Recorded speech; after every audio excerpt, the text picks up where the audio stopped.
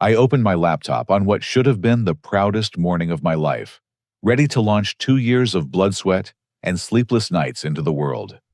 Instead, I stared at my computer screen in complete shock.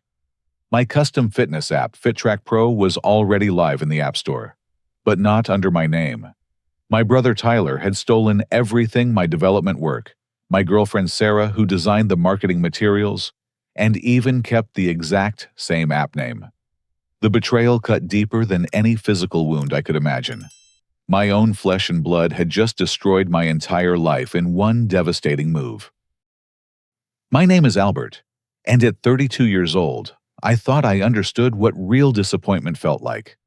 I was wrong. Nothing in my software development career had prepared me for discovering that my younger brother had turned my life's work into his personal goldmine. 2 years earlier, I had quit my comfortable position at a tech startup in downtown Denver to chase a dream. Every evening after work, every weekend, every vacation day had been spent building FitTrack Pro from the ground up. This wasn't just another fitness app cluttering the marketplace. I had created something revolutionary, a comprehensive system that combined meal planning with personalized workout routines, social accountability features, and advanced progress tracking that actually learned from user behavior patterns. The technical complexity alone had taken me 18 months to perfect. The algorithm that customized workouts, based on individual fitness levels, dietary restrictions, and schedule constraints, was something I had developed through countless hours of research and testing. I had taught myself new programming languages, studied nutritional science, and even obtained personal training certifications to make sure every feature served a real purpose. Sarah had been my partner in every sense during this journey. My girlfriend of 3 years, she was a talented graphic designer who had poured her creative soul into FitTrack Pro. The sleek user interface, the motivational graphics, the entire visual brand identity that made the app feel both professional and approachable, came from her artistic vision. We had spent countless late nights in my apartment, her sketching design concepts, while I coded the functionality that would bring them to life. Tyler knew everything. As my younger brother, he had always been welcome at our weekly family dinners at our parents' house in suburban Denver. Every Sunday, I would eagerly share my progress updates, explain technical challenges I was solving, and bounce ideas off him for new features. He seemed genuinely interested, asking detailed questions about user demographics, revenue projections, and marketing strategies. I thought his curiosity showed that he was finally taking an interest in something meaningful after years of jumping between dead-end jobs. Now, sitting in my apartment with trembling hands, I realized that every question he asked had been reconnaissance. Every detail I shared in confidence had been ammunition for the theft he was planning. The discovery kept getting worse as I dug deeper. Tyler had not only stolen my app concept and Sarah's designs, but he had also copied my business plan word for word. The detailed market analysis I had spent months researching, the financial projections I had calculated and recalculated, the competitive positioning strategy that I had refined through conversations with industry contacts, all of it was now listed on Tyler's LinkedIn profile as his original work. My contact list had been compromised too. The venture capitalists I had been carefully cultivating relationships with for 6 months, the potential business partners I had identified through networking events, even the freelance developers I had considered hiring for future expansion, Tyler had reached out to all of them. He had positioned himself as the founder and visionary behind FitTrack Pro. Sarah's Instagram told a story that made my stomach turn. Photo after photo showed her at Tyler's apartment, wearing custom t-shirts that read, FitTrack Pro Co-Founder. These were shirts I had ordered for myself, planning to wear them once the app launched successfully. Seeing her wearing my dreams while building a new life with my brother felt like watching my funeral while still being alive. My parents were unreachable, enjoying their 25th anniversary cruise somewhere in the Caribbean. They had no idea that their family was falling apart while they celebrated their lasting love and commitment. The irony wasn't lost on me. Marcus, my former co-worker and coding mentor, called that afternoon after seeing Tyler's app announcement on social media. "Albert, What's going on, man? Tyler just posted about launching FitTrack Pro and claiming he's been developing it for 2 years. That's your app, isn't it? I explained the situation, my voice barely steady enough to get the words out. Marcus listened in stunned silence before responding, "This is intellectual property theft, pure and simple. Do you have documentation proving you developed this first?" "I have everything," I replied. "Code repositories with timestamps, email chains with Sarah about design iterations, even receipts for the development tools and server costs. But Tyler has somehow convinced everyone that I'm the one trying to steal from him." Jennifer, my neighbor who lived across the hall, knocked on my door that evening. She was an older woman who had always been kind, occasionally bringing me homemade cookies during my late-night coding sessions. "Albert, I hope you don't mind me asking, but I've seen your brother Tyler coming and going from your apartment quite a bit lately. He was here yesterday moving boxes. Is everything all right?" The pieces clicked together with sickening clarity. Tyler had been using Sarah's key to access my apartment copying files from my computer, photographing my handwritten notes and development journals. The boxes Jennifer had seen him moving contained evidence of my work that he was stealing to build his false narrative. That evening, I received an email that shattered whatever remained of my composure. It was from David Chen, the venture capitalist I had worked hardest to impress. For months, I had been refining my pitch attending industry events, where I knew he would be speaking and building the relationship slowly and professionally. The email was addressed to Tyler. It had been forwarded to me by mistake, a simple error in the email autocomplete function. The message congratulated Tyler's innovative team on their successful app launch and expressed interest in discussing seed funding opportunities. I stared at that email until the words blurred together. Tyler had not only stolen my work and my girlfriend, but he had also stolen the future I had sacrificed everything to build. The next morning brought revelations that made the previous day's discoveries seem almost innocent by comparison. I started making phone calls to the freelance clients who had hired me for smaller projects over the past year, hoping to find some corner of my professional life that Tyler hadn't contaminated. Rachel, a personal trainer who had hired me to build a client management app for her growing business, answered on the second ring with enthusiasm in her voice. "Albert, so great to hear from you. I was just telling my business partner about the amazing work you and Tyler have been doing. When did you two become partners? Tyler mentioned you've been working together for months." My blood ran cold. "Rachel, Tyler and I aren't partners. What exactly did he tell you?" "Oh, he said he was your business partner, and that you two had developed this revolutionary fitness app together. He showed me some of the features, and honestly, it looked incredible. Much more sophisticated than the simple client tracker you built for me. He said you were too modest to take credit for the advanced stuff, so he handles the business development side, while you focus on basic coding." The conversation continued for another 10 minutes, with Rachel describing multiple conversations she had with Tyler over the past 3 months. He had systematically positioned himself as my business partner and the creative force behind our collaboration.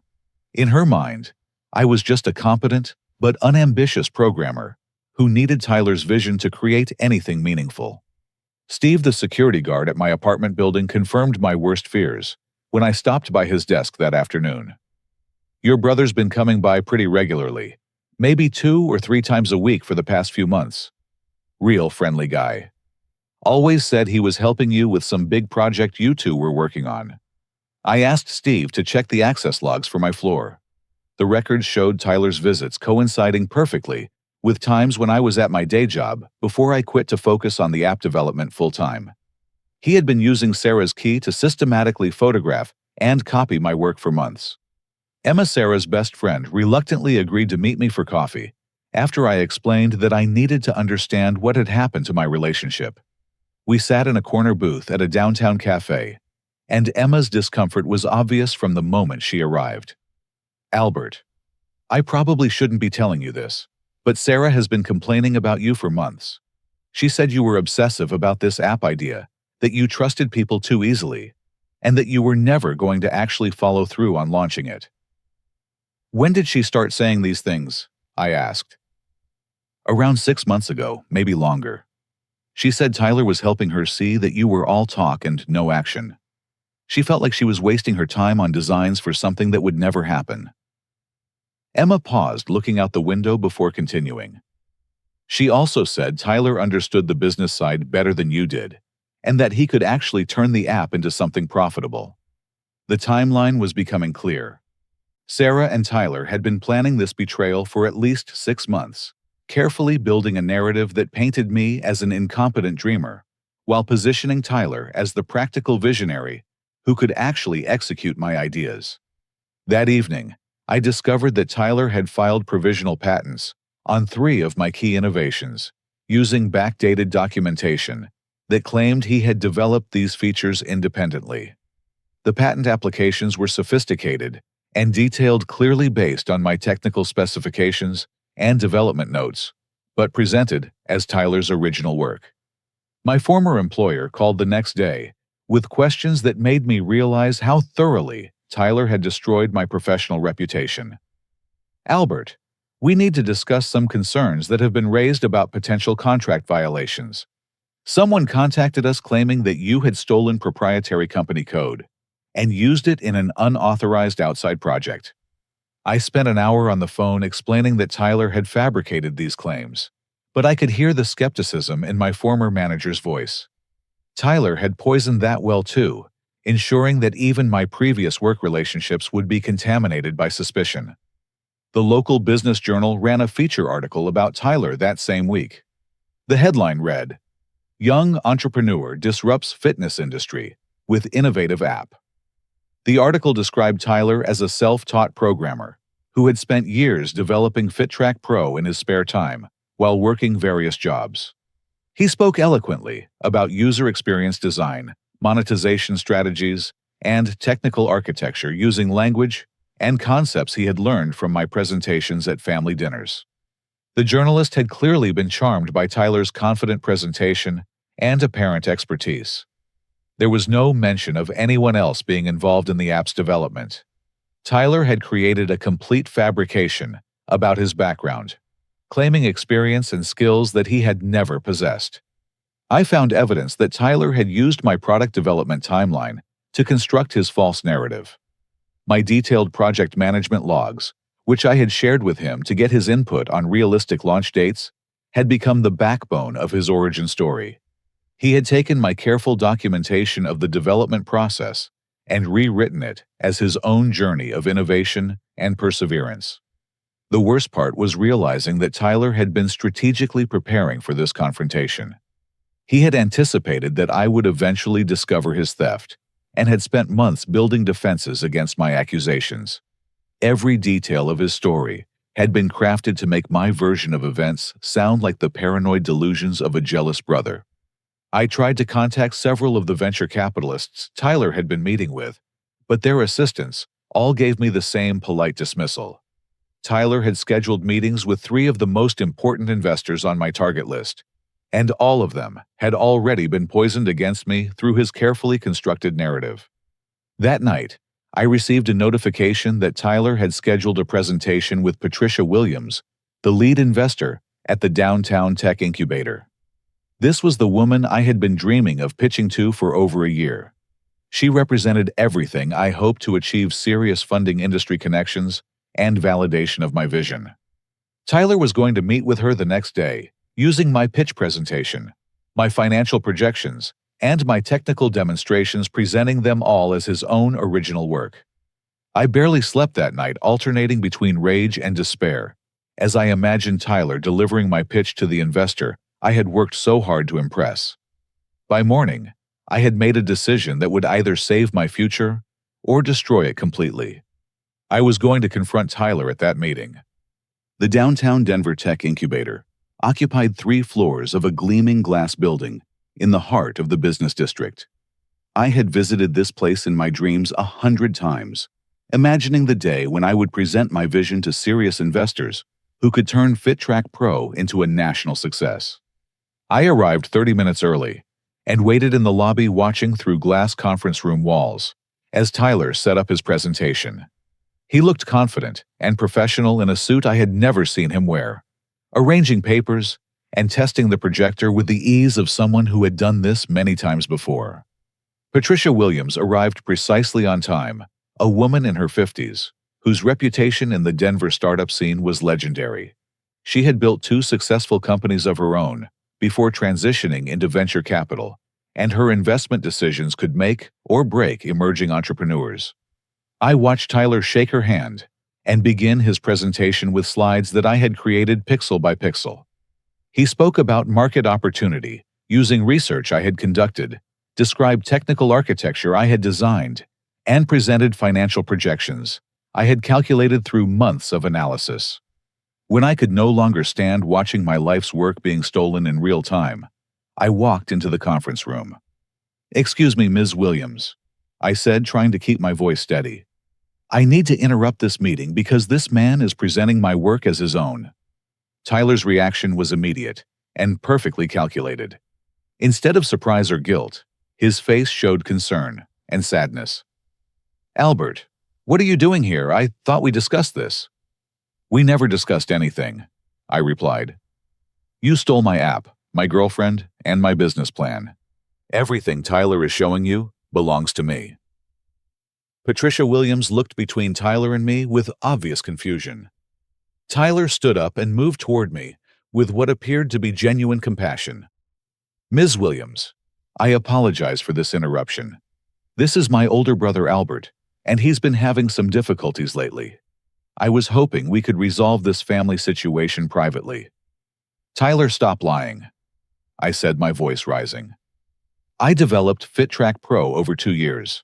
I have code repositories, design documents, and emails that prove every detail of this project belongs to me." Tyler reached into his briefcase and pulled out a folder that he handed to Patricia Williams. "I was hoping we wouldn't need to discuss this, but Albert has been struggling with some mental health issues. These are communications from our family expressing concern about his recent behavior." I watched in horror as Patricia Williams reviewed documents that appeared to show a pattern of erratic behavior on my part. Text messages between Tyler and our parents discussed my obsessive behavior and inability to accept Tyler's success. There were emails between Tyler and Sarah describing my possessive tendencies and paranoid accusations. "Albert became fixated on this app idea after I started developing it," Tyler continued. "He's convinced himself that he created it, but as you can see from these time-stamped code commits and development logs, I began work on FitTrack Pro 18 months before Albert ever claimed to have the idea." The evidence Tyler presented was comprehensive and convincing. Code repositories showing his username on commits that predated my earliest work, design documents with creation dates that supported his timeline, email chains with freelance developers discussing technical requirements months before I claimed to have started the project. Patricia Williams studied the documents with the thoroughness of someone who had seen every type of business dispute imaginable. When she looked up at me, her expression was sympathetic but firm. "Sir, I think it would be best if you left this meeting. If you have legitimate legal claims regarding intellectual property, you should pursue them through appropriate channels rather than disrupting business meetings." "But I can prove everything I'm saying." I insisted, pulling out my phone to show her my own development timeline. "Look at these files, these emails with Sarah about the design work." Tyler shook his head sadly. "Albert, those are fabricated timestamps. We've discussed this with Dr. Harrison. Your relationship with reality has become strained since you started feeling threatened by my success." "Who is Dr. Harrison?" I demanded. "The family therapist our parents asked me to contact," Tyler replied. "They're concerned about your mental state and want you to get professional help." Patricia Williams stood up, clearly uncomfortable with the family drama unfolding in her conference room. "I'm going to call security. This meeting is over." Officer Anderson from Building Security arrived within minutes and escorted me from the premises, while Tyler apologized profusely to Patricia Williams for his troubled brother's behavior. I could see through the glass walls as Tyler resumed his presentation, showing her technical demonstrations of the app that I had built with my own hands. Outside on the sidewalk, I called my parents in desperation, hoping that our family connection could somehow cut through Tyler's manipulation. The call went directly to voicemail, because they were still on their anniversary cruise. But Tyler had already left messages for them describing my breakdown and requesting their support for an intervention. I spent the rest of that day calling former colleagues, college friends, and anyone who might be willing to listen to my version of events. But Tyler had been thorough in his preparation. Every person I contacted had already received calls from him expressing concern about my mental stability and warning them that I might contact them with paranoid delusions about stolen intellectual property. My social isolation was complete. Tyler had systematically destroyed my credibility while building an unshakable narrative that painted him as a concerned brother trying to help his mentally unstable sibling. That evening, I watched through social media as Tyler celebrated signing a $50,000 seed funding agreement with Patricia Williams. The contract was based entirely on my business plan, using my technical specifications and Sarah's designs. But Tyler was being celebrated as a young genius who had revolutionized the fitness app industry. My parents, who had finally received Tyler's messages, called me from their cruise ship with voices full of worry and confusion. "Albert, Tyler says you're having some kind of breakdown. He's concerned that you're not thinking clearly and need professional help. We're cutting our vacation short to come home and figure out what's happening." I tried to explain the truth, but I could hear the doubt in their voices. Tyler's story was simpler and more believable than mine. A successful younger son, worried about his jealous older brother, made more sense to them than the reality of systematic betrayal and intellectual property theft. That night, I sat alone in my apartment, surrounded by the evidence of 2 years of work that no one would believe belonged to me. Tyler had not just stolen my business. He had stolen my identity, my relationships, and my future. He had won completely, and I had no idea how to fight back against someone who had planned his victory so thoroughly. 6 months passed in a blur of coffee shop shifts and sleepless nights spent documenting evidence that no one seemed interested in reviewing.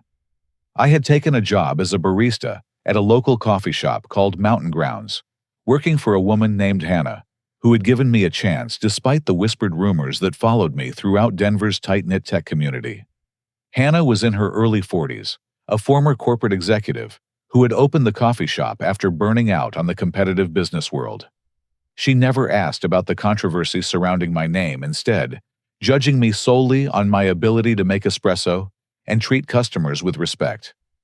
"You're one of my most reliable employees," she told me one afternoon during a quiet period. "But you always look like you're carrying the weight of the world. Want to talk about it?" I gave her the abbreviated version of my story, expecting the same skeptical response I had received from everyone else. Instead, Hannah listened thoughtfully and then said, "I've been in business long enough to know that the flashiest people aren't always the most competent. Sometimes the quiet ones who actually do the work get overshadowed by those who just know how to talk about it." Her validation meant more to me than she could have known, but it didn't change the reality of my situation. Tyler's app had launched with great fanfare and initial user excitement, but cracks were beginning to show in the foundation he had built on stolen work.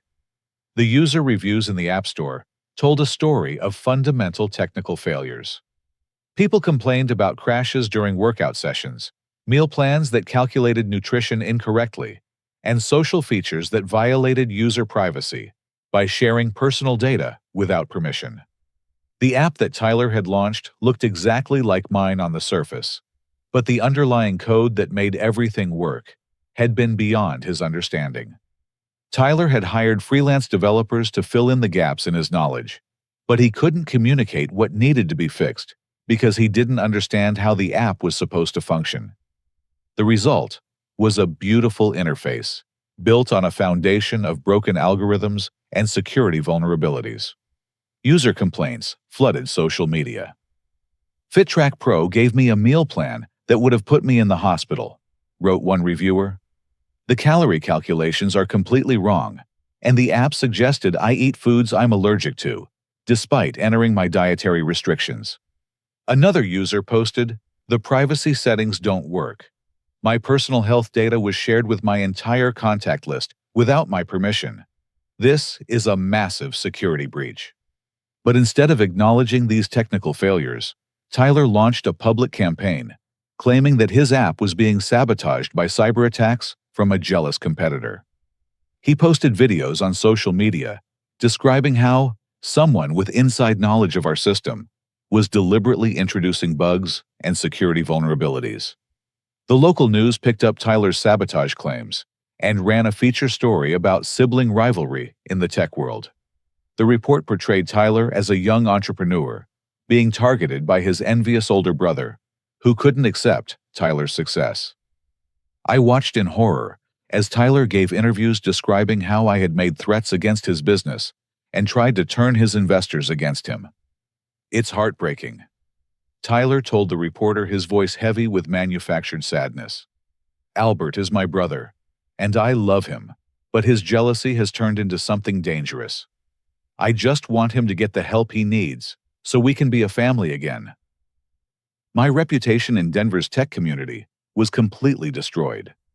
Former colleagues crossed the street to avoid talking to me, and my LinkedIn profile received messages from strangers telling me to get help or stop harassing your successful brother. Sarah and Tyler's relationship began deteriorating under the pressure of the failing business. I learned through mutual acquaintances that Tyler had become controlling and demanding, insisting that Sarah work longer hours on marketing campaigns for the broken app while refusing to acknowledge the technical problems that made their efforts futile. Lisa, Sarah's younger sister, contacted me unexpectedly one evening. We had met several times during family gatherings, and she had always been kind and perceptive. "Albert, I don't know what really happened between you, Sarah, and Tyler," she said. "But I know my sister, and she's miserable. She won't admit it, but I think she realizes she made a terrible mistake." Lisa's words gave me a tiny spark of hope, but I forced myself not to read too much into them. Sarah had made her choice, and I needed to focus on rebuilding my own life rather than hoping for redemption through her regret. I spent my evenings documenting every technical failure in Tyler's app, building a comprehensive file that detailed how each problem stemmed from his fundamental misunderstanding of the system architecture. It was painstaking work that served no immediate purpose, but it kept my mind sharp and my anger focused. Brian, a former colleague who worked as a private investigator, contacted me after months of silence. "Albert, I've been following your situation, and something doesn't add up about Tyler's story. Would you be willing to hire me to do some research?"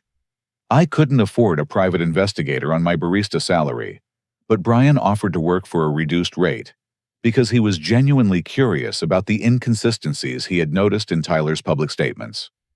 "I specialize in corporate fraud cases," he explained. "Tyler's timeline has holes in it that bother me. If he really developed this app over 2 years, there should be more evidence of his technical education and development process." Brian's investigation began revealing cracks in Tyler's fabricated history. College transcripts showed that Tyler had barely passed basic computer science courses and had never completed any advanced programming classes. Employment records indicated a pattern of short-term jobs in sales and marketing, with no technical experience that would support his claims of sophisticated software development. Meanwhile, my parents were beginning to ask questions that Tyler couldn't answer convincingly. They knew their sons well enough to recognize that Tyler had never shown interest in programming or technology before suddenly becoming an expert app developer. "Tyler can't explain how the technical stuff works," my mother confided during one of our increasingly frequent phone calls. "When we ask him about the programming concepts you use to discuss at dinner, he changes the subject or gives vague answers that don't make sense." Michael, a user who had downloaded Tyler's app and experienced multiple data breaches, became an unexpected ally when he decided to investigate the company behind the app that had compromised his privacy. His research led him to the news articles about Tyler and me, and something about the story struck him as suspicious. The guy claiming he built this app doesn't understand basic security protocols, Michael told me during a phone conversation. I'm a cybersecurity consultant, and I can tell you that whoever wrote the original code knew what they were doing. But whoever is running the company now is completely clueless. Michael began posting detailed reviews about the app's failures and sharing his analysis on social media platforms where tech professionals discussed cybersecurity issues. His expertise and credibility started attracting attention from other users who had experienced problems with Tyler's app. That evening, I received a phone call that would change everything. Amanda Rodriguez, an investigative journalist for the Denver Business Journal, had been researching what she called too good to be true startup stories when she noticed inconsistencies in Tyler's background and claims. Mr. Albert, I'm working on an article about fraudulent entrepreneurs, and your brother's story has several red flags that I'd like to discuss with you. Would you be willing to meet with me and share your perspective on what really happened with FitTrack Pro?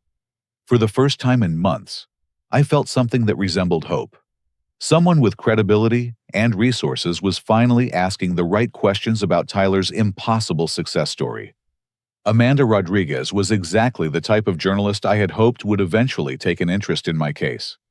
In her early 30s with a background in investigative business reporting, she had built a reputation for exposing startup fraud and corporate deception throughout Colorado's growing tech scene. We met at a quiet restaurant downtown, and I brought 3 boxes of evidence that I had been collecting for months. Development logs, email chains, bank records, even handwritten notes from my earliest brainstorming sessions, all organized chronologically to tell the complete story of FitTrack Pro's real development. I've been investigating startup fraud for 5 years, Amanda told me as she reviewed my documentation. Your brother's story has more red flags than a communist parade. The timeline doesn't work. His technical explanations don't make sense. And frankly, the app itself is a disaster that no competent developer would have released in its current state. Amanda had already done preliminary research that supported my version of events. She had discovered that Tyler had hired freelance developers through various online platforms, giving them specifications that matched my original design documents, word for word.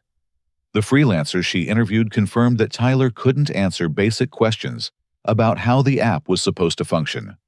One developer told me that Tyler sent him your exact code comments and asked him to fix the bugs, Amanda explained. But the code wasn't buggy. Tyler just didn't understand how it worked. Kevin, one of the freelance developers Tyler had hired, agreed to speak with Amanda on the record about his experience working on the app. His account was damning. The guy had no idea what he was talking about. Kevin told us during a 3-way phone interview. He would send me technical specifications that were clearly written by someone else, then ask me to implement features that contradicted his own requirements. When I asked for clarification, he would get defensive and claim I wasn't understanding his vision. Kevin had kept all of his communications with Tyler, including emails where Tyler had explicitly copied and pasted text from my original development documents. The timestamps proved that Tyler had been using my work as a blueprint while pretending to be the original creator. Amanda's investigation also uncovered evidence of regulatory violations that Tyler had committed in his desperation to make the stolen app profitable. The Federal Trade Commission had begun investigating FitTrack Pro after receiving complaints about privacy violations and false advertising claims. Sandra, the FTC investigator assigned to the case, confirmed that Tyler's company had violated multiple consumer protection laws by sharing user health data without proper consent and making medical claims about the app's effectiveness that weren't supported by clinical evidence. This appears to be a classic case of someone launching a product they don't understand, Sandra told Amanda. The privacy violations alone could result in significant fines and legal action. Sarah contacted me during the 3rd week of Amanda's investigation, asking to meet privately at a coffee shop near her apartment. I agreed, though I was careful to record our conversation with my phone to protect myself from any future claims about what was discussed. Sarah looked exhausted and nervous, constantly checking her phone and glancing toward the entrance, as if she expected Tyler to appear at any moment. "Albert, I need to tell you something, and I don't know if I'll have the courage to say it again," she began. "Tyler has become someone I don't recognize. He's controlling, paranoid, and sometimes scary. I think he's realized that the app is falling apart, and he's blaming everyone except himself." "Why are you telling me this now?" I asked. "Because I know what we did to you was wrong," she replied, tears starting to form in her eyes. "I convinced myself that Tyler could build something better than what you were planning, but I was wrong. You were always the one with the vision and the skills to make it work." Sarah agreed to provide testimony supporting my intellectual property claims and turned over communications between her and Tyler that showed the timeline of their betrayal. The evidence she provided filled in gaps in my case and contradicted key elements of Tyler's story. Meanwhile, my parents had begun their own investigation after months of observing the contradictions in Tyler's explanations. They discovered that Tyler had lied about his college GPA on legal documents, inflated his work experience on investor presentations, and even fabricated references from former employers. "We raised both of you to be honest," my mother told me during an emotional phone call. "It's clear that Tyler has lost his way, and we should have trusted your version of events from the beginning." James Crawford, an intellectual property attorney that Amanda had recommended, reviewed my case and agreed to represent me on a contingency basis. His analysis of the evidence was unequivocal. "This is one of the clearest cases of intellectual property theft I've ever seen," he told me. "Your brother not only stole your work, but documented his theft so thoroughly that proving our case should be straightforward." We filed a comprehensive lawsuit that included charges of copyright infringement, trade secret theft fraud, and intentional interference with business relationships. The filing included hundreds of pages of evidence, proving that I was the original developer of FitTrack Pro, and that Tyler had systematically stolen my work. Tyler's investors began pulling their funding after receiving copies of our legal filing and Amanda's preliminary reporting.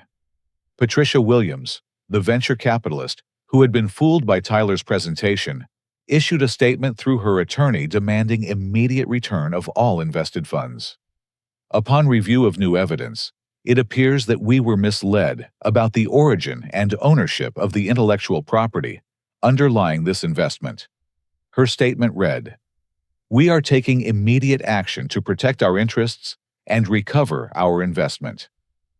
Tyler's app was removed from both major app stores within days of our lawsuit filing. Apple and Google had received enough user complaints about privacy violations and false advertising that they decided to suspend the app pending resolution of the legal disputes. The restraining order that Tyler had filed against me was dismissed when the court reviewed the actual evidence and realized that his claims about my threatening behavior were fabricated. The judge who dismissed the order noted that Tyler had provided no credible evidence to support his allegations. For the first time in months, I felt like I could breathe again. The truth was finally emerging, and Tyler's carefully constructed web of lies was unraveling as quickly as his stolen app was failing in the marketplace. Amanda's article was scheduled to be published the following week, and she had promised me that it would be thorough, well-researched, and devastating to Tyler's remaining credibility. The headline she had chosen captured the essence of the story: how a Denver startup founder stole his brother's dreams and failed spectacularly. That evening, Tyler's business officially declared bankruptcy. He had 30 days to return all investor funding, but the money had already been spent on failed marketing campaigns and legal fees. The golden boy who had stolen my life's work was about to discover that success built on lies doesn't last very long. I spent 3 months rebuilding FitTrack Pro from the ground up, incorporating everything I had learned from watching Tyler's version fail spectacularly in the marketplace. The new version addressed every security vulnerability, fixed every algorithmic error, and added features that Tyler had never understood well enough to implement properly. The timing of my official launch couldn't have been more perfect. On the exact same day that Tyler's bankruptcy became final, FitTrack Pro 2.0 went live in the app stores, with a completely rebuilt foundation and enhanced functionality that demonstrated what the app was always meant to become. Amanda's investigative article had published 2 weeks earlier and gone viral within hours. The story was picked up by national business publications, technology blogs, and even mainstream news outlets that were fascinated by the tale of betrayal and intellectual property theft within a family. The rise and fall of a fraudulent tech founder, how Tyler Martinez stole his brother's dreams and failed spectacularly, became one of the most shared articles in Denver Business Journal history. Amanda had masterfully woven together the technical evidence, personal testimonies, and legal documentation into a compelling narrative that left no doubt about who was the real creator of FitTrack Pro. The article's impact was immediate and devastating to Tyler's remaining credibility.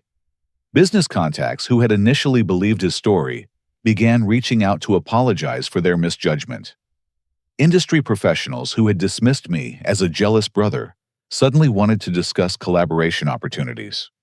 My app's launch day exceeded every expectation I had harbored during my darkest months. Within 6 hours, FitTrack Pro 2.0 had been downloaded by over 5,000 users, and the reviews were overwhelmingly positive.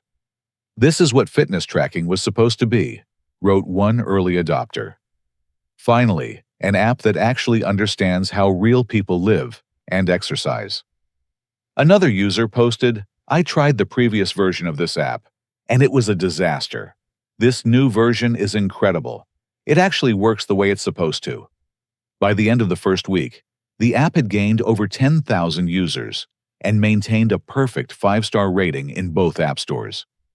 The difference between my properly implemented version and Tyler's broken interpretation was obvious to anyone who used both products. Catherine Price, a prominent venture capitalist who specialized in health technology investments, contacted me directly after reading Amanda's article and testing my app.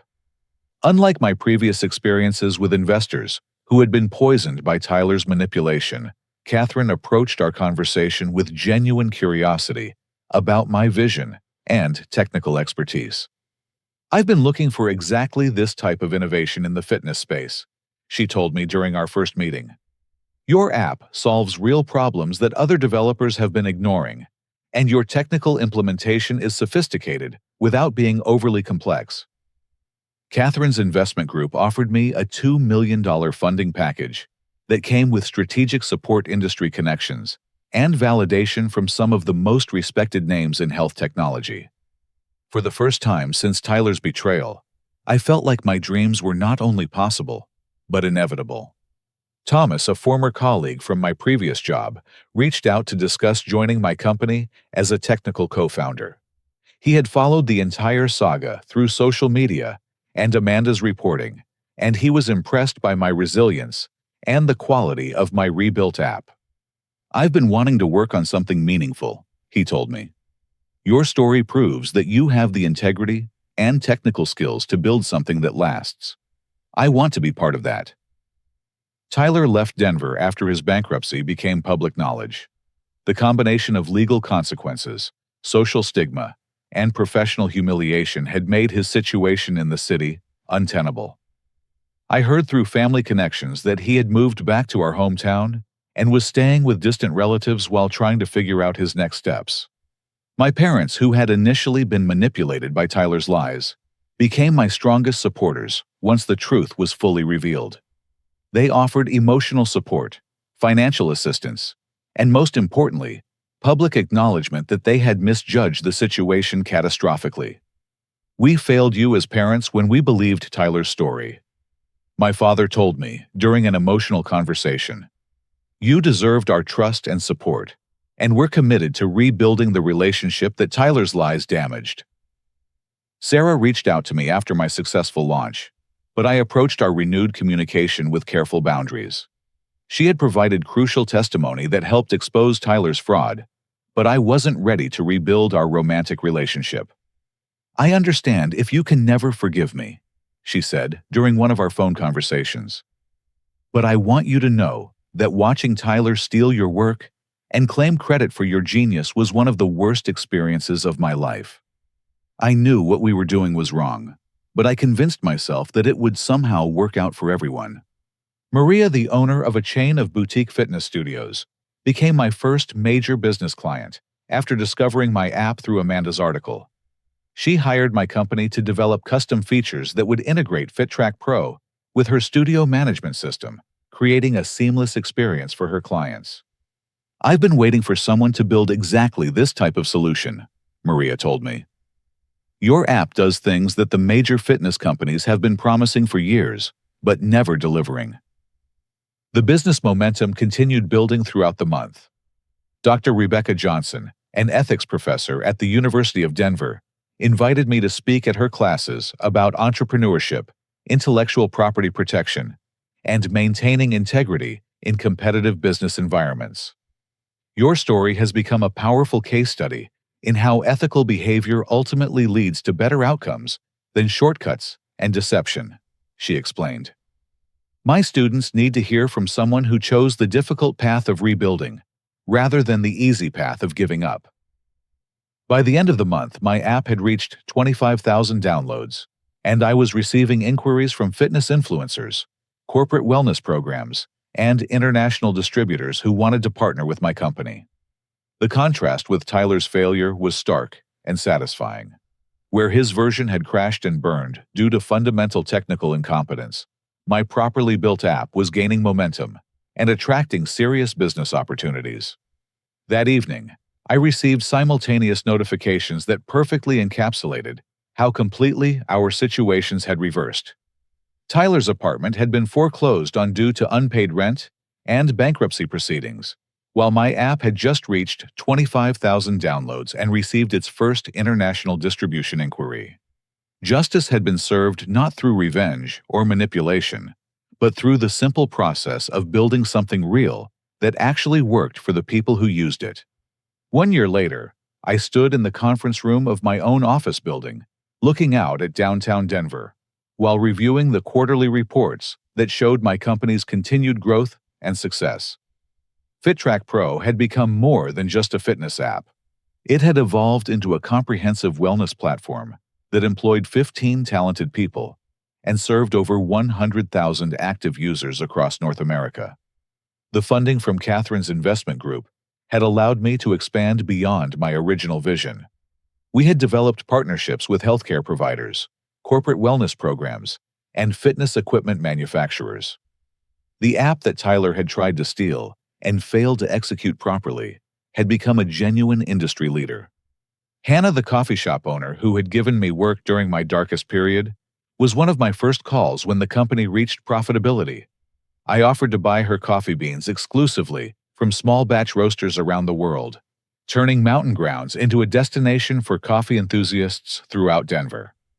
"I always knew you had something special," she told me during the celebration dinner we organized for my former co-workers.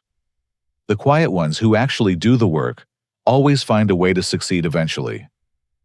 Tyler had eventually reached out to me through our parents, expressing what seemed to be genuine remorse for his actions, and requesting an opportunity to apologize in person. After months of consideration and several sessions with a counselor who helped me process the betrayal, I agreed to meet with him. We sat in a neutral location, a small park near our childhood neighborhood, and Tyler spoke with a humility I had never heard from him before. "Albert, what I did to you was unforgivable," he began. "I convinced myself that I could execute your vision better than you could, but I was lying to myself and everyone else. I destroyed our relationship, hurt our family, and stole something that belonged to you.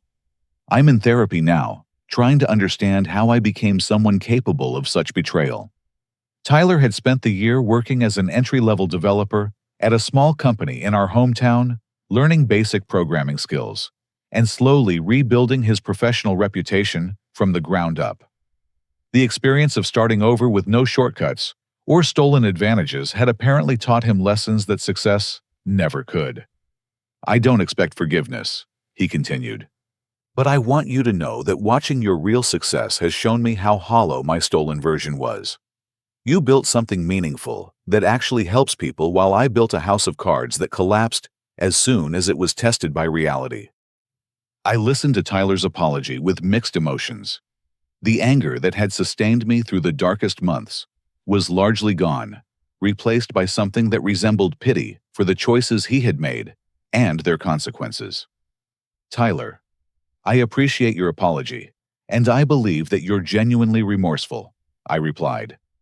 But rebuilding trust will take time, and consistent actions, not just words. I'm willing to have a relationship with you again, but it will be different from what we had before. Our parents had learned their own lessons about family dynamics and manipulation during the crisis. They had started attending counseling sessions to understand how they had been so easily deceived by Tyler's lies, and to develop better communication patterns for our family. We never want to find ourselves in a position where we're choosing sides between our children again, my mother explained during one of our weekly dinners. We're committed to being more careful about verification and less trusting of people who tell us what we want to hear. Sarah and I had maintained a friendship that felt comfortable and honest, though we both understood that our romantic relationship belonged in the past. She had started her own graphic design business and often spoke at conferences about professional ethics and the importance of choosing collaborators based on character rather than charisma. Working with Tyler taught me that talent without integrity is worthless. She told me during one of our occasional coffee meetings, "You were always the more talented developer, but more importantly, you were always the more honest person." The company continued growing throughout the year, attracting attention from major technology corporations who were interested in licensing our algorithms or acquiring our platform entirely. I found myself in the enviable position of choosing between multiple offers that would provide financial security for life, while ensuring that my vision continued developing under responsible leadership. Dr. Johnson's ethics classes had become a regular speaking engagement for me, and I discovered that sharing my story helped other young entrepreneurs understand the importance of protecting their intellectual property and choosing business partners carefully. The most important lesson isn't about technology or business strategy, I would tell her students. It's about building something meaningful with people who share your values. Success that's built on lies doesn't last, but success that's built on integrity keeps growing long after the initial excitement fades. The speaking engagements led to other opportunities. I was invited to testify before a congressional subcommittee about intellectual property protection for individual inventors, and my story became part of legislation that strengthened legal remedies for small business owners who faced similar theft. My foundation for supporting victims of intellectual property theft had helped over 50 entrepreneurs recover from various forms of business fraud. The legal clinic we funded provided free representation for inventors and creators who lacked the resources to fight corporate theft or family betrayal. Mountain Grounds. The coffee shop where I had worked during my recovery became our company's preferred meeting location for client presentations and investor meetings. The full-circle nature of conducting million-dollar deals in the same space, where I had served coffee during my lowest point, provided a constant reminder of how completely circumstances could change through persistence and integrity. The app itself had evolved far beyond my original vision. Machine learning algorithms personalized every aspect of the user experience. Partnerships with medical providers offered evidence-based health recommendations, and a thriving community of users shared motivation and support through features that encouraged genuine human connection rather than superficial social media engagement. As I reviewed our year-end financial reports and user satisfaction surveys, I realized that Tyler's betrayal had ultimately led to better outcomes than if he had never stolen my original work. The forced rebuilding process had allowed me to create something more sophisticated, more valuable, and more meaningful than what I had initially planned. The final vindication came when several major technology companies began trying to hire Tyler away from his entry-level position, not because they were impressed by his skills, but because they wanted inside information about my company's development processes. Tyler's choice to decline these offers and instead focus on building his own legitimate expertise showed that his transformation might be genuine. I want to succeed based on my own work this time, He told our parents when they asked about the job offers. Albert showed me what real success looks like, and it has nothing to do with shortcuts or stealing from other people. True success wasn't just about winning the competition against Tyler or recovering from his betrayal. It was about building something meaningful that lasted, surrounding myself with people who shared my values, and choosing integrity, even when others chose deception. Tyler's theft had destroyed my present, but couldn't define my future unless I allowed it to. The most powerful response to those who doubt your worth isn't revenge or bitterness. It's living a life that proves them wrong while maintaining the character that makes success meaningful. Every download of my app, every positive user review, and every business milestone represented not just professional achievement, but evidence that ethical behavior ultimately creates better outcomes than shortcuts and deception. Building something real takes longer than stealing something that already exists, but it's the only path to success that can't be taken away by someone else's actions or decisions. Now I want to hear from you. Have you ever had someone close to you betray your trust in a way that completely blindsided you? How did you handle discovering that someone you cared about was working against you behind your back? Leave a comment below and share your experience. I read every single response, and I know that hearing from others who have faced similar challenges helps everyone feel less alone in their struggles. If this story resonated with you, please hit the like button to help other people who might be going through their own betrayal find this video.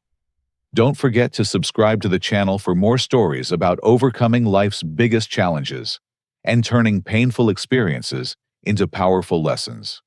And please share this video with someone who might need to hear that. No matter how completely someone else destroys your present circumstances, your future still belongs to you.